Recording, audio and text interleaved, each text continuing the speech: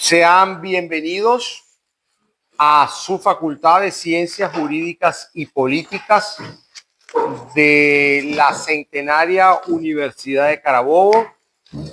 Quiero dar la cordial y extensiva bienvenida a la directora de posgrado, la doctora Eloísa del Carmen Sánchez Brito, a la doctora Yajaira Rodríguez Noriega, quien nos disertará en esta tarde en que comenzamos los estudios doctorales en nuestra facultad. Quiero dar la bienvenida a nuestros... Miren, Gloria a Dios. Gloria a Dios, así es. Yo lo dije, que esta es una línea, ¿cómo es que? Una línea asistencial. Y las líneas asistenciales no se tarda tanto. Hospitales, González Plaza y Carabobo, por Dios. Entonces, quiero darle las gracias, la cordial bienvenida a nuestros directores y jefes de departamento, las carreras que nos acompañan en esta tarde.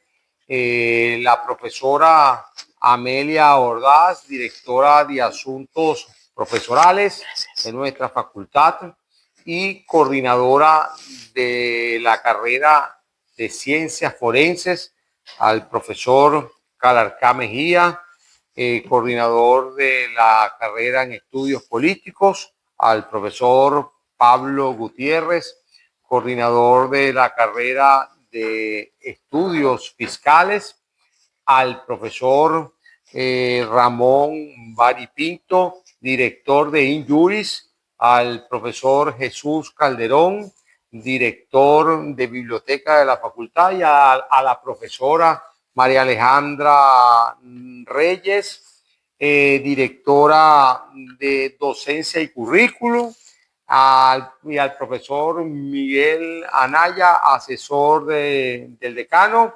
al abogado Willy Ibarra, asistente del decano, a un invitado especial, al doctor Luis Abello, quien se encuentra también comenzando, recupera los estudios doctorales. Es un día importantísimo y, como se lo dije ayer a Magali y lo dije hoy en el Consejo Universitario, hoy me puedo morir tranquilo y saldo una deuda académica con nuestra facultad, que es la primigenia de la Universidad de Carabobo, al dar inicio a los estudios doctorales. Por las desgracias de la historia, nuestra facultad en 1988 irresponsablemente perdió los estudios doctorales. Y hoy, gracias al esfuerzo de un equipo encabezado por la doctora Eloísa Sánchez, la doctora Marilyn Durán y todos y cada uno de los que aportaron su granito en los últimos 4 años, hemos logrado aperturar hoy el doctorado. Importante fecha para todos nosotros, porque nos ratifica que la academia es esto. Aquí el doctorado se impidió la apertura. ¿Por qué se interrumpieron los estudios doctorales en nuestra facultad? Porque definitivamente en aquel momento el nuevo reglamento del posgrado de la Universidad de Carabobo obligaba a que se acabara con aquella presentación de trabajitos y 3 entrevistas y una defensa, que era el único requisito para obtener el título de doctor en Derecho. Y el nuevo reglamento, nuevo en aquel entonces, de posgrado, exigía que comenzara la gente a tener verdadera vida de investigación durante los próximos 5 años que dura un doctorado. Entonces, para evitar y para evadir, mejor dicho, para evadir el requisito de la ley de universidades para ascender a asociado o titular o para ser candidato a decano o a autoridad académica, pues se evitaba la exigencia del requisito del título de doctor. Y esa trampa, porque era una trampa no política, sino una trampa para nosotros mismos, nos hizo que todos los que nos graduamos de doctor tuviéramos que pasar vicisitudes en otras facultades o en otras universidades. Pero como todo tiene su lado positivo, hemos podido relacionarlos por más de 20 años en una amistad académica A prueba de bomba. a prueba de bomba, a prueba de cualquier dificultad y de mezquindad política. Y hoy está aquí con nosotros nada más y nada menos que Yajaira Rodríguez Noriega. Ayer conversaba con una persona de acá de la facultad y me decía, ¿quién es Yajaira Rodríguez Noriega? No te pierdas la clase que va a dar Yajaira Rodríguez Noriega. Y para mí hoy, como le decía esta mañana a la maestrísima, como le digo yo a la profe Yajaira, le decía, ella me escribió, David, todo listo, todo ok para esta tarde. Yo le dije, sí, maestrísima, pero para mí será más difícil porque yo soy el telonero de su persona. Y es muy difícil ser el telonero de un artista internacional. Es algo así como cuando usted fue al concierto de Luis Miguel y lo que tuvieron que poner fue un cuatrista y un maraquero, porque no se podía poner un cantante. Entonces, para mí es muy difícil, por ser su alumno, tener que esbozar unas palabras que no caigan ni en los lugares comunes, pero que esté a su altura en esta tarde, porque usted es la Shakira o la Karol G de este show. Y verdaderamente Yajaira Rodríguez Noriega nos va a honrar al igual que una persona, otra persona que se ha incorporado a nuestro staff de profesores, como lo es el doctor Luis Abello, el cual es un hombre que tiene un bagaje de cultura jurídica y de cultura general que solamente ustedes la van a descubrir. Va a ser un compañero de camino y finalmente una hermana de la vida, que es la doctora Eloísa Sánchez Brito, que es educadora y es abogado. Ha sido juez, ha sido litigante y es una mujer de mucho rango que parió este doctorado con estas dos menciones que hoy arranca esta existencia. Esta introducción que sirva de homenaje a todos los que fueron informantes claves, a todos los que aportaron, a todos los que se desvivieron para poder hacer esto realidad. Esta es una realidad hermosa, una realidad que nos inserta como academia y que va a ratificar, además del pregrado y del cuarto nivel que hemos cosechado del 88 a nuestros días, un lugar importantísimo para ratificar lo que debe tener una facultad, que es la investigación, la experiencia de investigar. Yo quiero decirles en primer término de lo que es mi reflexión acerca de estos 4 encuentros que tendremos, es que el que quiere venir a un doctorado a sacar un papel se va a tardar mucho tiempo en sacar el papel del doctorado. Porque el que viene a buscar un papel por el papel no va a tener la felicidad que significa investigar. Schopenhauer, que es un filósofo del siglo XIX, que se aproximaba el joven decano de la Facultad de Derecho en aquel entonces a 1:15 para las 3 de la tarde. El único de los participantes que había llegado del grupo de la maestría, de la asignatura de la maestría.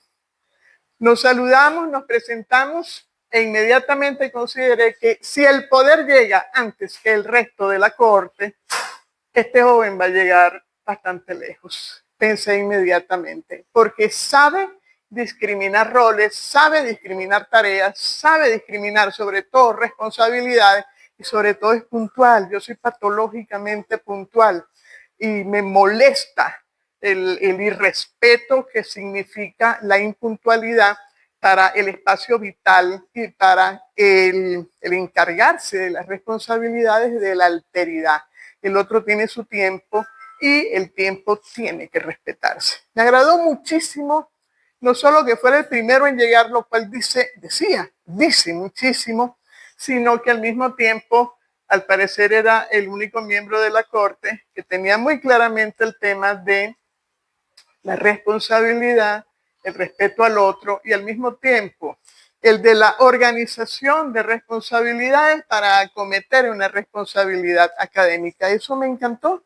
Alguien que pertenece al poder, alguien que llega temprano, alguien que sabe discriminar tareas y funciones y alguien que al mismo tiempo llega temprano. Eso fue hace más de 20 años y hemos cultivado una amistad a prueba de bombas, porque en muchas oportunidades la vida nos lleva por senderos diferentes o diferenciados, sin embargo mantenemos ante todo el común denominador, lo común que nos une, que es un amor enorme, desenfrenado por la academia. Bienvenidos al mejor doctorado al cual ustedes asistirán en toda su vida. Este será el mejor doctorado en el que militarán en toda su vida. Bienvenidos sean todos y disfruten de esta experiencia maravillosa que es la de convertirse en un buen doctor, una buena doctora, un sujeto de doctorado, un polímata. Este es un doctorado en ciencias jurídicas y políticas que sin embargo tiene toda la musculatura y toda la esencia, ser, ente, esencia y existencia de un doctorado en filosofía, de ese llamado PhD, del Philosophical Doctor, en el que se forma un doctor en filosofía que es un homo universalis, que es un epistemólogo, que es un sujeto que sabe mucho de muchas cosas y estudia mucho de muchas cosas. Por eso el doctorado que se emite es en filosofía, en la madre de todas las ciencias, y el que egresa es un filósofo, es decir, un sujeto sabio. Y sé que este doctorado va a tener esencia y existencia de doctorado en filosofía, porque las camisas de fuerza institucionales y las políticas públicas en muchas oportunidades, y el doctor Rudman hizo una larga reláfica sobre la historia del doctorado, en muchísimas oportunidades esta misma dinámica coerce, limita, restringe todas las posibilidades. Este es un doctorado que en esencia, y espero que en existencia pragmática, sea un doctorado en filosofía y que ustedes egresen o se desarrollen, no formen, se desarrollen como sujetos polímatas, como epistemólogos. Y es la razón por la que en esta clase vamos a hablar de epistemología, en este acto en el que se les da la más cordial bienvenida al mejor doctorado,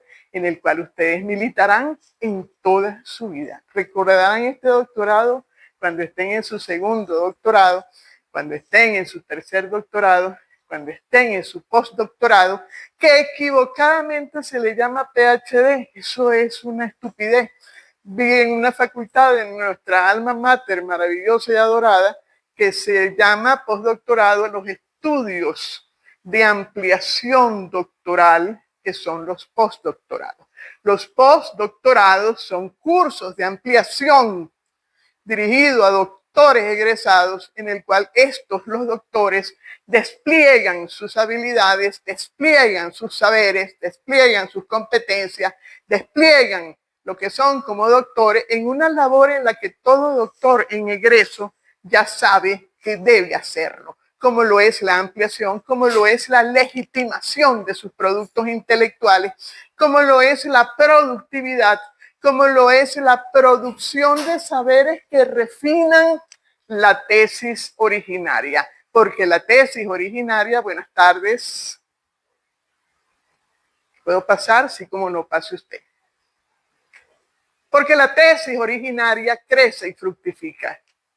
La tesis, mis tesis, sobre todo mi tesis venezolana, la de la Facultad de Ciencias de la Educación, un sistema cliente para la educación superior, crece constantemente porque el conocimiento, sobre todo en tiempos de posmodernidad líquida, permanentemente está fructificando. Su tesis ha de ser no solo panorámica, no solo ruptura epistemológica, sino que ha de tener capacidad de germinalidad, de seguir creciendo en la medida en el que ya ustedes egresados continúan construyendo conocimiento, continúan rompiendo paradigmas y continúan construyendo saberes a partir de esa línea de investigación que seleccionaron cuando se inscribieron en un doctorado, porque ha sido su pasión. El doctorado es un hecho pasional, es un acto de amor. Como todos los actos que se hacen con amor, son actos hechos que están imbuidos en gran amor, porque nos apega y nos mantiene apegados a una gran aventura amorosa durante toda nuestra vida. Y el doctorado, señores, es el doctorado de la anticonvención. Si somos convencionales, no podemos hacer un doctorado. Y estos grupitos pequeños son los grupos perfectos para un doctorado, porque el doctorado requiere sujetos que estén en la edad doctoral. He tenido doctores de 28 años, están en la edad doctoral.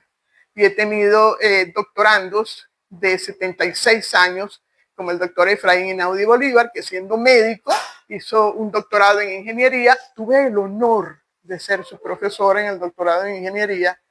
Un doctorado, una primera cohorte completamente heterogénea entre matemáticos, licenciados en computación, ingenieros de todas las variedades, un médico, y el médico estaba haciendo un doctorado en ingeniería y tuvo que estudiar. La gestión del conocimiento, como lo señaló el doctor Rundan, es parte de la actividad del doctor en formación.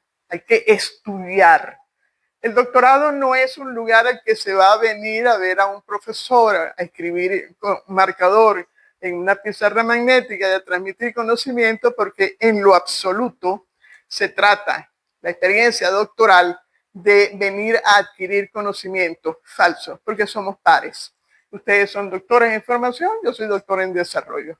La única diferencia es que hace unos años obtuve un título, pasé por la aventura, y hoy ustedes inician la aventura. Pero esta es una experiencia de pares, porque tan académicos son ustedes como académicos soy yo. Luchen contra la subalternidad, porque aquel que es doctor en formación no es un sujeto convencional, porque hace ruptura epistemológica. Y romper la epistemología de la subalternidad es la primera labor, es la primera misión. Romper la epistemología de la subalternidad en la cual se establece una relación amor-odio entre el poder y el doctorando.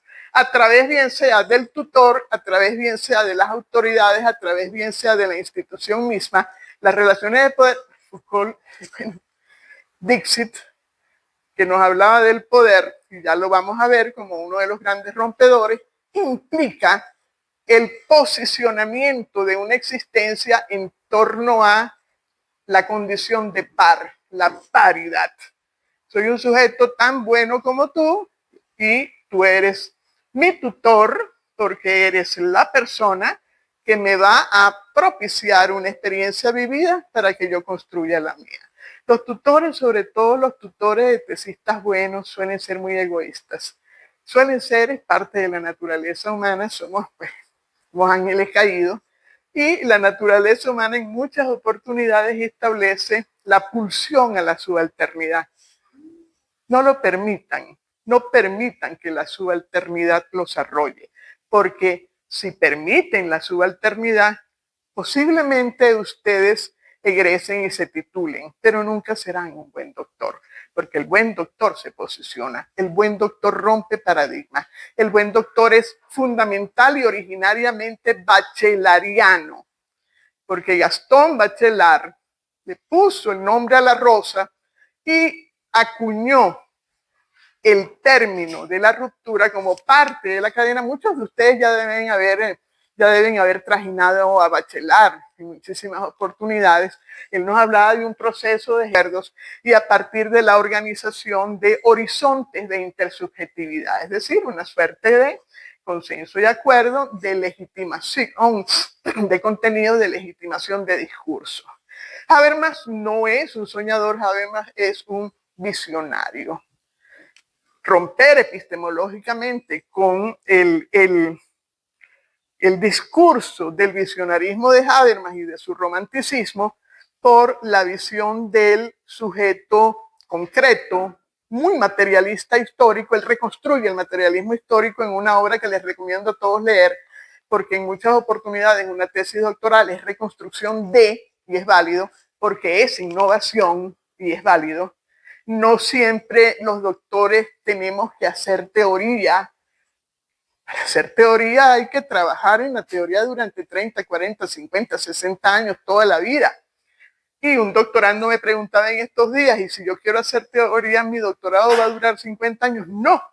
Usted va a simplificar, de acuerdo a políticas públicas, una sección de esas investigaciones que usted está conduciendo, dirigiendo, a generar una teoría nueva, es decir, a crear lo increado, a crear lo increado. Y en ese camino usted va a segmentar parte de los saberes y los va a consolidar como un espacio epistemológico para ofertar a la vida.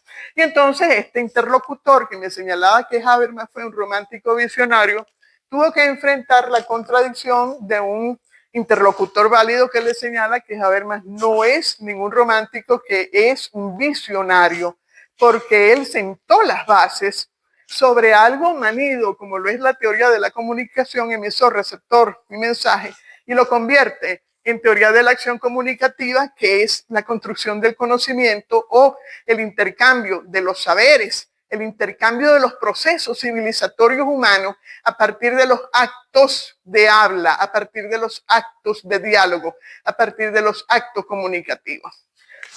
Habermas es un niño que nace con labios leporinos y hasta los 7 años pudo hablar después de ser operado. Si observamos las fotografías de Habermas, podemos observar que la morfología, la fisiología de su boca, de sus labios, es muy pequeña, tiene labios muy finos y el labio superior está bastante sumido, que es la lógica del labio leporino operado. Queda bastante hendido. Por supuesto, al hacerse reconstrucción palatina, la persona puede hablar.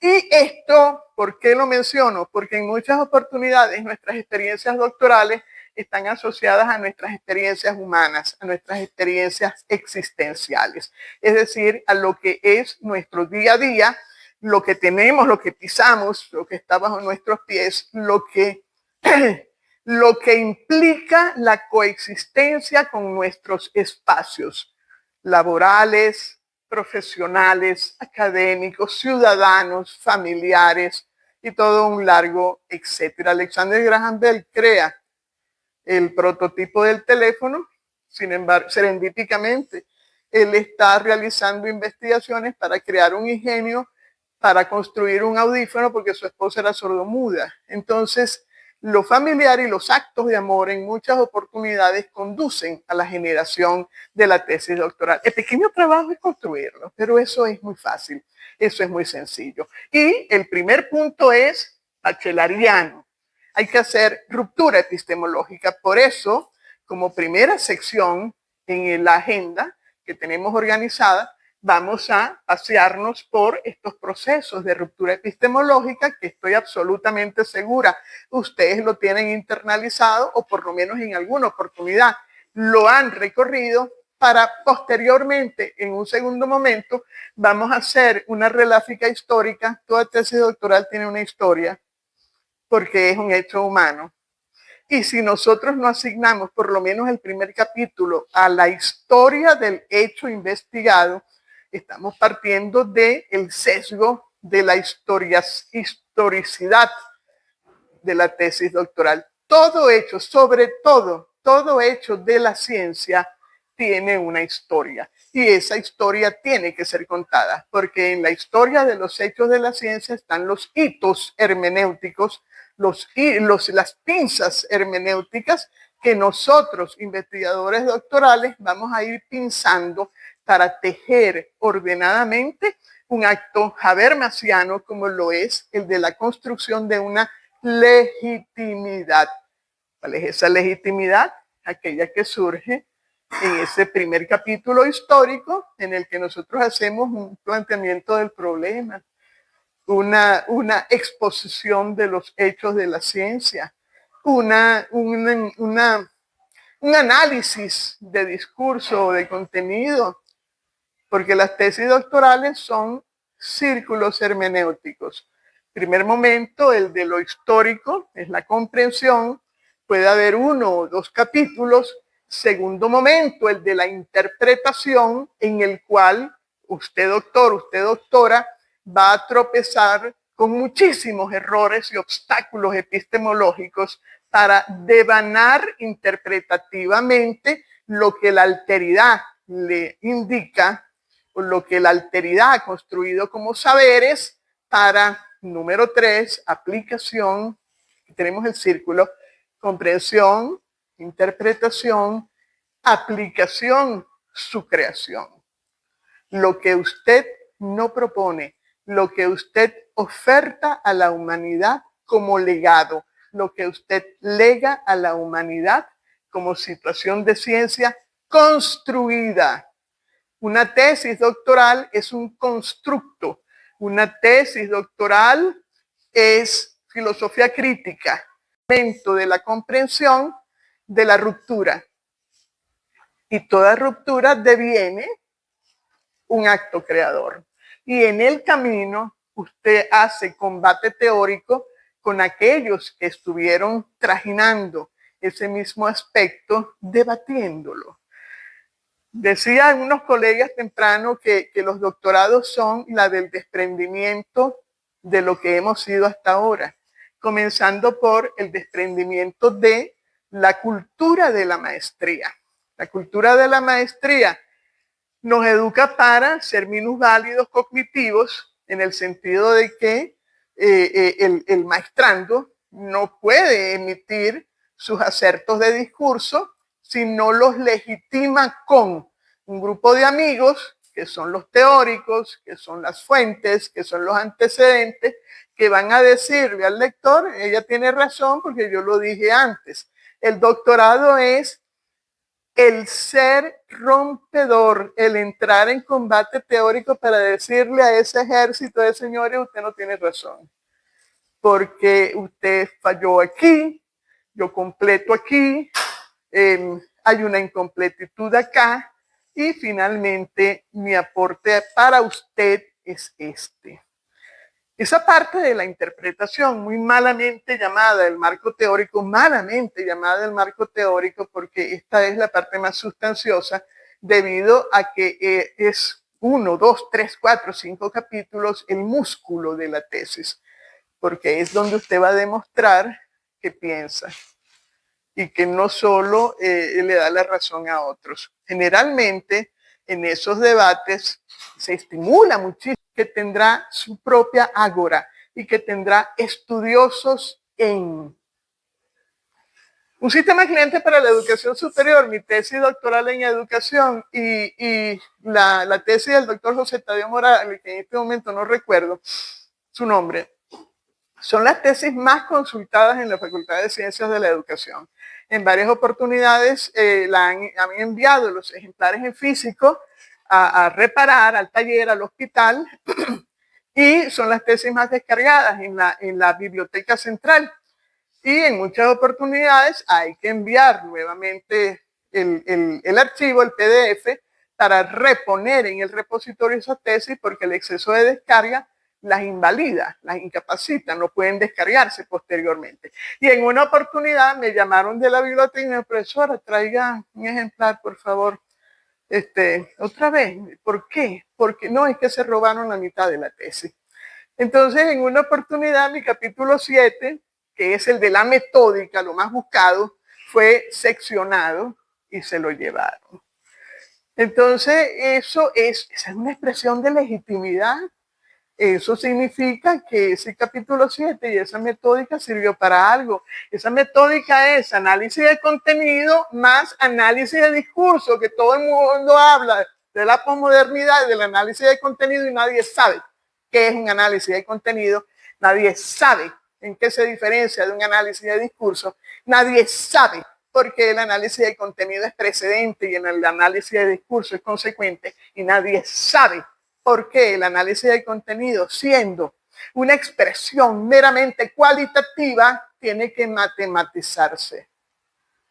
Tiene que matematizarse. Y las matrices de análisis de contenido son una belleza, porque ahí hay puro número.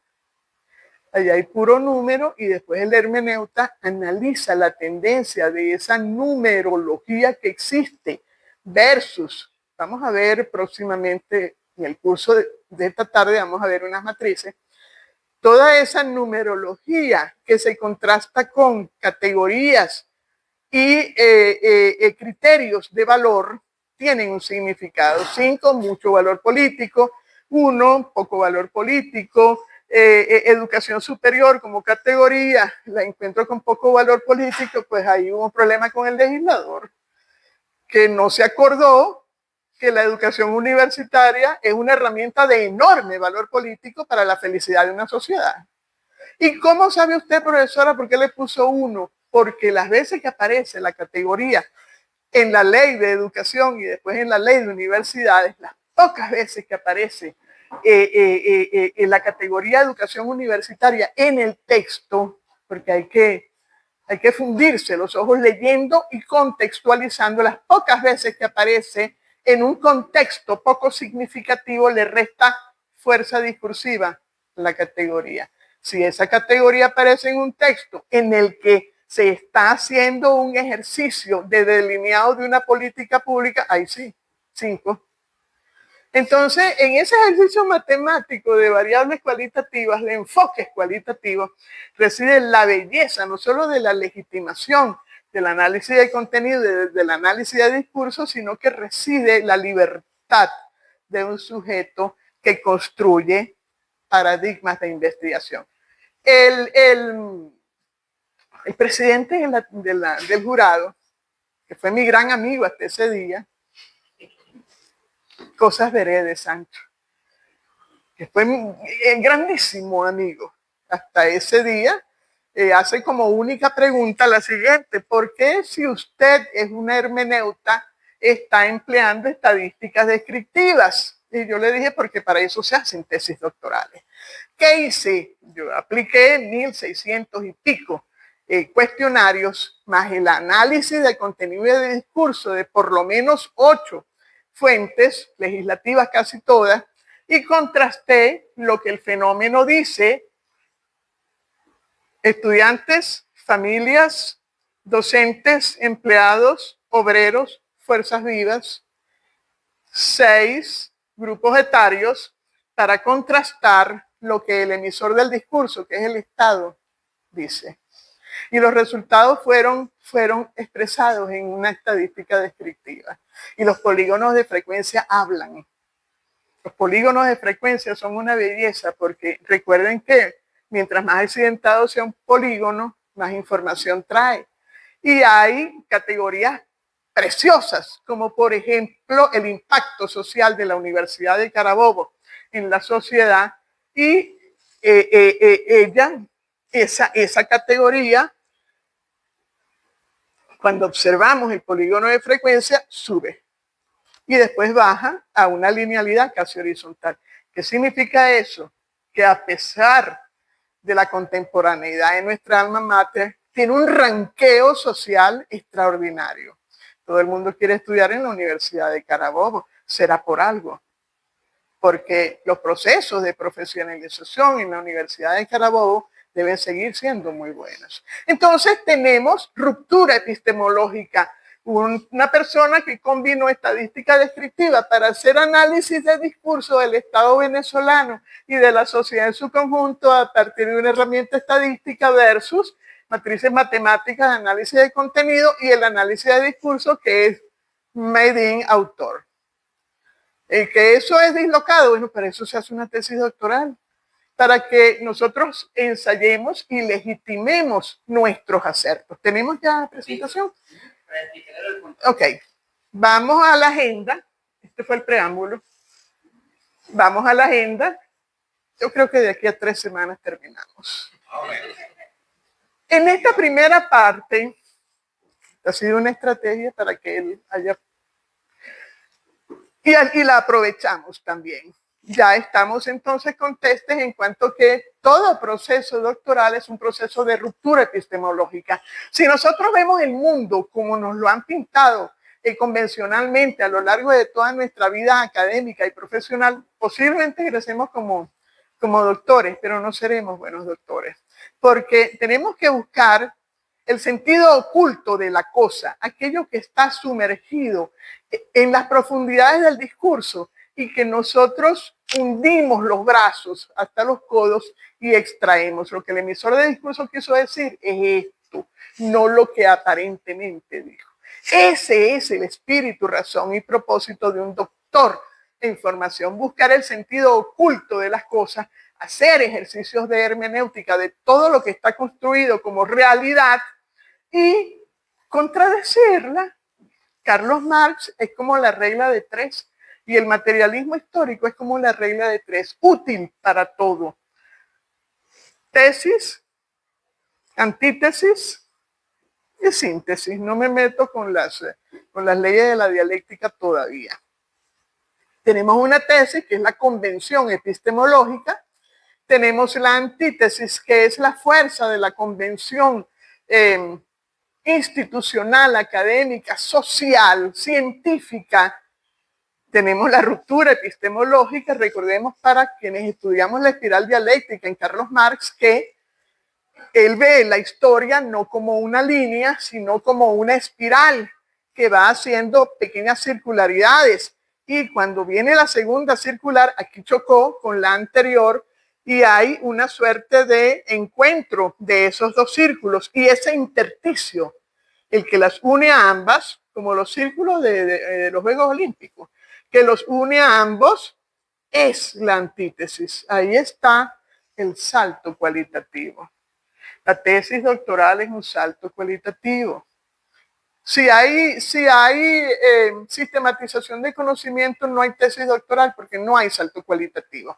Y en la agenda vamos a ver en la siguiente parte, en la segunda parte, como podemos observarlo, conflicto y ruptura a lo largo de la historia. Recorrimos ya en el primero el enfoque epistemológico actual, en el que vamos a hacer un barrido, que ya lo estamos haciendo, sobre la epistemología y la epistemología de la ciencia. Y en la segunda parte vamos a hacer un barrido histórico, desde Giordano Bruno hasta nuestros días, es decir, científicos que han sido rompedores. Algunos murieron como Giordano Bruno. Esperemos, hay muertes de muertes y el concepto de muerte es variopinto, pintoresco y colorido. Hay muertes académicas, hay hay inquisiciones, hay neoinquisiciones en la que la muerte tiene otra tipología, es muerte por darwinismo social, es decir, por eliminación. Y solo aquellos sujetos, doctores, que tienen fortaleza epistemológica, no pasarán a ser cadáveres de un proceso de selección social. Aquel que hace sistematización de conocimiento, profesora, pero es que yo quiero explicarle a la sociedad lo que es el efecto suspensivo. En el doctorado en Derecho, uno de mis estudiantes quería hacer un estudio sobre el derecho, sobre el suspensivo. Y la pregunta de la profesora fue, bueno, ¿y qué con el efecto suspensivo? Que es muy injusto. Está bien, ya lo sabemos. Hubo una reforma hace poco tiempo sobre el efecto suspensivo, pero implica ciertas desigualdades en el proceso. Entonces mi pregunta fue, ¿y qué va a hacer usted con el efecto suspensivo? ¿Va a crear un proyecto legislativo? ¿Lo va a reescribir? ¿Va a hacer reconstrucción habermasiana del efecto suspensivo? No, yo quiero hacer una tesis en la que voy a recorrer la historia del efecto suspensivo, sus diferentes oleadas, eventualidades, las experiencias, voy a hacer un análisis de la jurisprudencia. Y entonces, y después que usted analizó la jurisprudencia y observó debilidades, fortalezas, oportunidades, amenazas, potencialidades para la jurisprudencia contemporánea y futura. ¿Qué vamos a hacer después? Bueno, lo presento. Tiene una buena tesis de maestría, pero no tiene tesis doctoral.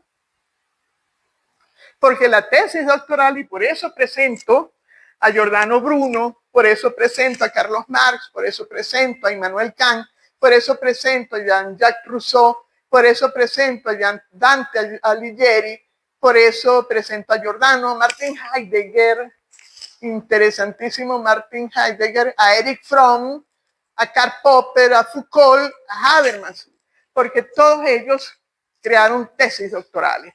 Todos ellos respondieron a la convencionalidad y todos ellos crearon conocimiento nuevo. Y en ese segundo segmento vamos a hacer un paseo sobre, no su biografía, que es muy interesante, sino sobre el significado de sus rupturas epistemológicas. Una suerte de pasarela epistemológica en la cual a través de sus exponentes vamos a analizar lo que ellos hicieron que fue rompedor, lo que ellos hicieron que fue diferente, lo que ellos hicieron a partir de una realidad, por lo menos, por ejemplo, el hombre que hace entrar a la ciencia en la modernidad es Giordano Bruno. Él marca ese hito, siendo sacerdote, marca ese hito en el que ciencia, sociedad, religión y conocimiento se sesgan, se separan y le dan paso al descubrimiento del sistema circulatorio, por ejemplo, que fue motivo de su muerte por hoguera. Así como también esos estudios marcan una separación entre la comunidad de la ciencia y la comunidad eclesiástica. Y la iglesia lo ha entendido muy bien porque sobre todo en la era de Juan Pablo II, la iglesia, en alguna oportunidad Juan Pablo llegó a decir que Adán y Eva fueron el primer coacervado, es decir, el caldo fundamental, haciendo una traducción medieval del evento, del origen de la vida por efectos del Big Bang, el primer caldo fundamental. Y Juan Pablo dijo, Adán y Eva fueron el caldo fundamental, porque tenemos a una sociedad que se debate entre la muerte, la insalubridad, la salida de las persecuciones del cristianismo. Es el ganador y la historia la escriben los ganadores y reescribe la Biblia para que la vida tenga carácter eclesiástico. Eso es una tesis doctoral también. La Biblia es una tesis doctoral, porque es la escritura del origen no solo, astrofísica pura, el Big Bang, es la historia del origen del universo y de la vida en en todo el universo y en la Tierra. Y lo demás es alegoría, es relato. El poder lo ejerce aquel que construye, no el poder lo ejerce no el que dice la verdad y desenmascara y es rompedor y revela la verdad. El poder lo ejerce el del mejor relato. Y esa es la labor de ustedes, construir los mejores relatos. El doctor Ruttman nos hablaba de Bauman. Sí, la sociedad actual está liquefactada y en esa liquefacción los relatos son verdades no de fe, pero sí son verdades suficientemente sólidas como para convertirse en epistemes. Y por eso esta segunda sección en la que el paseo histórico nos ofrece las epistemes que a juicio de quien les habla fueron las más relevantes para señalar hitos en la historia del desarrollo de la ciencia en la humanidad. Y en la tercera parte, comprensión, interpretación, aplicación, validando la experiencia subjetiva y la práctica creativa como indagación filosófica. Y aquí nosotros vamos a hundir las manos en las vísceras del conocimiento que se construye y vamos a observar cómo se hace una tesis doctoral. Y esa tercera sección, no lo vayan a romper por favor, y esa tercera sección comienza con la descripción de un texto académico, con el que es un texto académico, continúa con el debate, con los paradigmas, sigue con perder la identidad paradigmática en el baile de los dominó. Hace muchísimos años que en Peine y Canas, muchísimos, yo era muy pequeña, había un programa de la televisión blanco y negro llamado Dimensión Desconocida. Ese programa era thriller, suspense, con mucho de lo insospechado. Y entonces hubo mucha metáfora. Hubo un capítulo inolvidable, yo tendría como 5 años. Mi padre me dejaba ver televisión hasta altas horas de la noche. Yo veía Valores Humanos a los 5 años, a las 10 de la noche. No me lo perdía. Y una pareja que va para un baile y los caballeros tenían que llevar disfraz de dominó. Y él lleva su disfraz de dominó. Ella va vestida de María Antonieta. Y cuando llegan a la fiesta, todos los hombres llevaban el mismo disfraz de dominó de él. La doble cena. Todos eran doble cena. Y el hombre tiene un proceso de shock. Choca. Ella lo anima, como todas las mujeres, lo hacemos. Él entra en el baile y cuando termina la fiesta, él no sabe quién es, porque todos eran doble cena y él no sabía si él era él o era esta doble cena. Qué reflexión tan interesante a esta edad en el de el baile del dominó y la pérdida de identidad paradigmática. Buenas tardes, adelante. Y la pérdida de la identidad paradigmática. ¿En qué consiste esto? Si usted es hermeneuta, defienda su hermeneuta. Si usted es amante del derecho romano, defienda las raíces del derecho romano, pero recuerde que tiene que hacer una tesis doctoral rompedora del derecho romano, o por lo menos completadora del derecho romano. E instituciones tiene por camiones para completarla. Revísese a Jürgen Habermas, La reconstrucción del materialismo histórico. Él toma el materialismo histórico del siglo XVIII y lo convierte en un materialismo histórico para el siglo XX y el siglo XXI. Si eso no es ser visionario, dígame usted qué es eso. Y hace un materialismo histórico digerible para los hermeneutas de los siglos XX, XXI y por venir. Si usted se declara como positivista nato, defienda su positivismo. El positivismo ha servido para mucho a lo largo de la historia de la humanidad, para muchísimo. El positivismo implicó el descubrimiento de las vacunas, las estadísticas implicaron la movilidad y la mortalidad, la motilidad de la humanidad y permitió ubicar geográficamente focos, analizar las sociedades, analizar los países, generar políticas sanitarias, hacer campañas de vacunación. Permitió también escolarizar, permitió también organizar el contrato social a partir de los llamados repartos del mundo, desde el Congreso de Viena en el siglo XVIII, en el que se hace el primer reparto del mundo, pasando por el siglo XX, las guerras, siglos XIX y XX, las guerras, toda guerrita implica un reparto del mundo. La actualidad bélica es un reparto del mundo, señores, y si no se han dado cuenta, hay que darse cuenta. Es reparto del mundo contemporáneo muy líquido, y entonces el positivismo sirve para mucho, pero escriban no el pospositivismo, no el positivismo postindustrial, porque ya eso lo escribieron.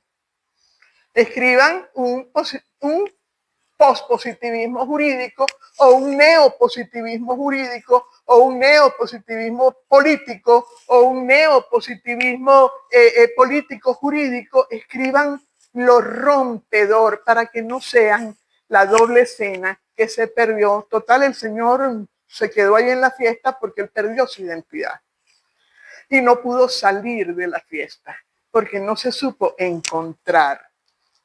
Entonces, la pérdida de la identidad paradigmática, atención, que no es sinónimo de crecimiento epistemológico. Las experiencias doctorales son experiencias de un gran crecimiento, un enorme crecimiento. Se darán cuenta que hay que estudiar y se darán cuenta que estoy como el rey desnudo.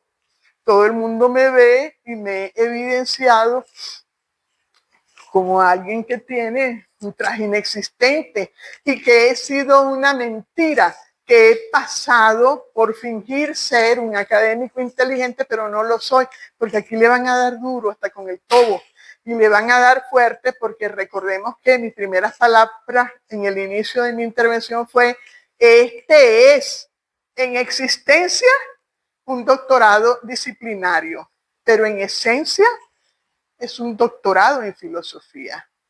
Ustedes lo concentrarán en lo disciplinario porque lo exige la institución.